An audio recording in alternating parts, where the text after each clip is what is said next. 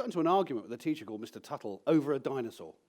Now, he was never going to win, because I was about 10 at the time, and as you all know, 10-year-old kids are the world's leading authorities on dinosaurs. And it was an argument over a photo of a dinosaur, or a photo of a dinosaur, that'd be good, wouldn't it? It was an argument over a drawing of a dinosaur, a long-necked dinosaur, which I knew was a Brachiosaurus. Now, if you're not that au fait with dinosaurs, Brachiosaurus is the one that you see it's the first dinosaur you see in the very first Jurassic Park. It's the one with the very long neck. The neck goes really up high like a giraffe. It's quite a distinctive long-necked dinosaur, because most of the rest, their necks are horizontal to the ground. So I knew this was a Brachiosaurus, but he insisted on calling it a Diplodocus, or a Diplodocus, depending on what you like. They're both adequate. They're both right. And it ended up with me getting so angry and frustrated with this teacher that he was wrong and I was right, that, he said, well, if you're so bloody clever, you come out in front of the class and teach them. So I did. I was 10. And the kids loved it, because I was as excited and enthusiastic about dinosaurs as they were. This is the sort of thing that happened to me all the way through my school career. And I got to the age of 18, and I went for this beer with my dad. It's one of those things, where dad takes you out for your 18th birthday. Come on, son, let's go out and have your first pint. So we went into my local pub, and they said, hello, Stephen, is this your dad then? Got my mug down that was hanging in there with my name engraved on it. And we got into one of those desultory chats about, what are you going to do with your life, son? What are you going to do? What are you going to do? And I didn't know what I was going to do. Most of my friends were starbursting out of Cornwall, because they'd taken Mr. Kernow's careers advice and were getting out of Cornwall. And they were going off to polytechnics and universities all over the country. And I was stuck in Cornwall, the poorest county in England, and my future was doing what I was doing as a job at the time, which was washing up in a restaurant. And I thought, it's got to be something better than this. And of course, what happened is, during that night, he said, well, shame you wouldn't think about becoming a policeman like me. And I said, well, it's not really for me, Dad, I'd be nicking all my mates for drugs, wouldn't I? And he goes, which ones? And I said, no, that's... And I said, no, hypothetically, I would be, no. And he said, well, it takes a certain kind of man to wear the uniform anyway. And I can't back down from a challenge. And I woke up the next morning with the mother and father of all hangovers, and a really oddly shaped piece of crumpled and beer-stained paper, upon which was typed a contract, signed by me and my dad, and ridiculously notarized on the back by two people, saying that I had accepted a £50 bet with my dad that I couldn't be a cop for 6 months. Now, not the most noble reason for joining the police, it must be said, a 50 quid bet, but I thought, I've got a year to waste. My friends have all gone. In fact, most of my best friends have gone to London. I'll take your bet, Father. I'll take it. I will apply to join the Metropolitan Police in that London. We learnt something called the primary objects of the police. And it started, the very first sentence was, the primary object of an efficient police is the prevention of crime. That was the first sentence. The first thing you had to learn word perfect. The second sentence was that the secondary object was the investigation of crime and the prosecution of offenders when you hadn't done, basically when you'd failed to do the first part, which was preventing the crime from happening. Now that struck me as really interesting, because I was at Hendon for 16 weeks. 4 months of my life was spent at Hendon. Not one single picosecond of my time in those 4 months was spent on preventing crime. Everything I was taught was about catching the bad guy. Everything was about cleaning up after the bad guy's done their bad deed. So it was all about how you investigate a crime, how you record a crime, how you arrest someone, appropriate use of force, filling out paperwork for the court appearances, how you make a court appearance, how you give your evidence in the witness box, how you gather your evidence, how you put your paperwork together. Everything was about catch the bad guy, catch the bad guy, catch the bad guy. So I question this, because I'm that sort of person. I question things. If I think that existing knowledge is wrong, then I think to myself, well, why are we doing it that way? That strikes me as completely wrong. Surely if our primary object, as we've been taught to learn word perfect, is to prevent crime, shouldn't we be stopping the crimes from happening instead of just clearing up afterwards? And what I realised is that all police activity at that time, because the police had to turn around to the government and say, we are being effective, we are using public money appropriately, we are, bolstering you up as a 4-year government, as the party of law and order. And the way we were doing that is by proving that we were effective at what we did. But all that was being measured was the inputs. All that was being measured is what police activity was taking place. So it was the number of arrests, the number of stops and searches, the number of successful prosecutions, the prison population. Those were the measures by which policing was deemed to be successful or not. But of course, every single one of those arrests meant that someone had got away with a crime first. So to me, it was badges of failure. So I challenged this, and I challenged this all the way through my probationary period. It got to 6 months, I should say. I got to 6 months. Dad paid out his 50 quid begrudgingly because he really didn't think I was going to last 6 months. And I bought a really bad guitar, and that's another story, ripped off. Anyway, I got my £50, and I thought, do you know what? I'm actually, even though I seem to be at loggerheads with my own management, and you know, even though I seem to be swimming against the tide, I'm enjoying my job. And the thing was, there was something infinitely more satisfying about going out and trying to prevent crimes from happening and hearing people say, we feel the safest we felt in this street for years thanks to you, officer. That was infinitely more rewarding than any number of arrests for shoplifting or drunken disorderly or whatever. And I was out trying those things. I was out trying to stop crime from happening. I'd put burglary initiatives in place. I'd put things in place. I'd give advice to homeowners about how to make themselves less likely to be robbed. Simple little things. I mean, things you may not even be aware of. Things like pull your neighbour's wheelie bin in off the street when the bin men have been round. I know that sounds daft, but how do you think burglars identify the empty houses? Burglars don't want to meet you guys. You're a complication. You can identify them. There may be violence. There may be all sorts of issues. And of course, criminals don't want to meet the victims. They don't want to see the effect they have on victims' lives. They just want the property, because the property has got no emotion attached to it. It's something they can take it off to the pub, sell it, get money. They don't want to meet you guys, so domestic burglaries tend to happen during the daytime when you're not at home. The best way of identifying that someone isn't at home is to walk around the streets on bin day. Because handily, once the bin lorries have been round, the people who are at home go out and get their bins. Well, actually, they go out and go, where's my bin? Because the wheelie bin is usually somewhere up the street where they've dumped 4 or 5 together in a gaggle, if that's the collective term for bins. Yeah, the people who are at home will go out and they'll grab their bin and they'll bring it back onto their property. The people who are at work can't do that, so the only bins out about an hour after the bin lorry's been, the only bins that are out on the street are the ones belonging to the houses where someone isn't at home. And handily, they've all got these big numbers on them telling you which house they belong to. So just doing simple initiatives like saying to people, let's get a good neighbour scheme going.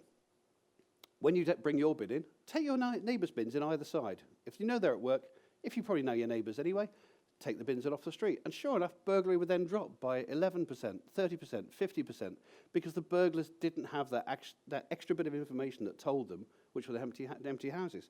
And I was getting all sorts of successes like this. I carried on thinking in this way, sort of challenging existing knowledge, challenging the way that things were being done, and thinking, is there a better way to do this? At this time, I said this was 12 years to go in my police service, 18 years in, I was phoned up and asked to come up to Scotland Yard to see the Deputy Assistant Commissioner, and I thought, oh no. When you get that phone call, hello, it's Deputy Assistant Commissioner's staff officer here. Could you come up to see him at Scotland Yard next Monday, 9 o'clock? I thought, I'm for the high jump. Something's going to happen. What had happened instead was this guy actually asked if we could put together, there was me and a bunch of other cops there, we were asked if we would put together a unit to explore some of these ideas. We were called the Problem-Solving Unit, which is a terrible name. We realised just how terrible a name it was when people would wander into the office every day thinking they were the only people who'd ever cracked these jokes, saying things like, oh, you're the problem-solving unit. Oh, I can't give up smoking. My wife doesn't understand me. I can't lose weight. Every day we went, yeah. But the idea was that we would go and look, we would be sent to look at problems that existed around London, that had existed sometimes for decades, that hadn't responded to traditional policing methods, and could we find a way of tackling them? And maybe getting rid of them, and maybe making it that they couldn't come back. Now, some of those solutions were a little bit left field. A lot of them were quite practical. It's quite practical. It was actually finding out what the actual problem is and tackling that. Some of them were a little bit more left field. Some of the more famous ones was giving out lollipops at nightclubs. That one actually made the press. Well, it made the Daily Mail, who said police wasting money on lollipops instead of locking up bad guys. But the point was that when we looked at the problem of antisocial behaviour with nightclubs kicking out, it was invariably a noise issue. And the extraordinary thing is, it worked. The complaints about antisocial behaviour went away. Because, firstly, it's really difficult to shout when you've got a lollipop there. The other thing we noticed, a totally unexpected benefit, was violence dropped. Because blokes find it very hard to get punchy or threaten someone for looking at their girlfriend if they got a lollipop. I'll go, you. And it's childish, and it's silly, and it's fun, and it worked. And even though the Daily Mail laid into us, it worked. Other solutions we tried. We dealt with an issue of street gambling. The guys who do the three-card trick or the ball and cups. We dealt with that on a particular shopping centre by realising that the underlying problem with street gamblers is you lot. It's the punters. Because the punters look at the three-card trick and think, it's got to be easy to win. There's just 3 cards. And surely I've got a 1 in 3 chance of picking the right card each time. And of course, they'd see people winning and think, brilliant, other people are winning, I must win too. Of course, it's called the 3-card trick for a reason. There is a clue in the answer. And I wanted to find out more about how the 3-card trick works, so I went to see a magician. I went to see a young lad called Emmanuel Fire. We sat opposite each other in a coffee shop. We played the 3-card trick for an hour. During that hour, I did not beat him once. Not once. And he was this far away from me with the cards on the table in front of us. He put the cards out. All I had to do was find the Queen of Spades. I failed completely every time for an hour. I should also have, at the end of that hour, I said, that's amazing, that's fantastic. He's 19, this kid, by the way. This kid was 19 at the time. Some of these street gamblers I was dealing with had been on the streets for 30 years. At the end of it, I said, that's fantastic, an hour of watching you do this, and I didn't beat you. And he goes, yeah, and I've nicked your watch. and I looked at my wrist, and my watch had gone. Sometime during that hour, he had, I don't even remember him holding my arm or catching up, but he must have. I mean, they're masters of distraction, these people. He'd undone my watch, he'd taken it off, it was in his pocket. Absolutely staggering. I said, I want to use you to show the public that this is a trick. Because if we can convince the public it's a trick, they're not going to be gambling. They're not going to be spending the money. So, yeah, all right. So we dressed him up as a wizard. He had big glasses. He was halfway to Harry Potter anyway. We dressed him up as a wizard, stuck him between a couple of big cops so he didn't get beaten up by the street gamblers. And he did. Bless him. He sat out in this shopping centre all day showing people the 3-card trick. And we utterly destroyed the street gambling market, which needed to be destroyed. Because this wasn't your Del and Rodney, only fools and horses, good old boys, making a bit of extra pocket money. These were people who were feeding the money back to organised crime syndicates, which was funding, at the time, illegal DVDs, possibly human trafficking, certainly some very, very nasty pornography. And we wanted this taken off the streets. We wanted to cut off this very lucrative form of money that was getting to them. So, using wizards to tackle street gambling. I think my favourite one, which is the story I'm going to end on, is that we went and looked at an estate in Southwark, which had an emerging gang problem. They'd had several instances of kids stabbing each other. When we look for you always look for different sources of data as well. Never just go by the police reports. 5 instances of stabbing. When you went and talked to the local casualty department, they'd say, 5? We have that a night coming in. Because, of course, most of them weren't reported to us because there was no confidence in the police. And these kids, I managed to meet some of these kids. We managed to get the confidence of some of them enough to talk to them. And you had kids who honestly believed they weren't going to live past 30. You had kids, one of them was telling about how his sister had been gang raped, basically, to teach his older brother a lesson. I heard of a lad who'd been stabbed when he was 11 years old and was wearing a colostomy bag, and he was now 16. That was his future. And when I said to them, well, why don't you try and get into youth training schemes and employment schemes? And they go, what for? No one wants us. We're trouble. No one wants. They accepted the fact they were an underclass. No one wanted them, and they were making far more money doing what they were doing, as a runner for a drug dealer or something like that, than they ever would working for minimum wage in some shop.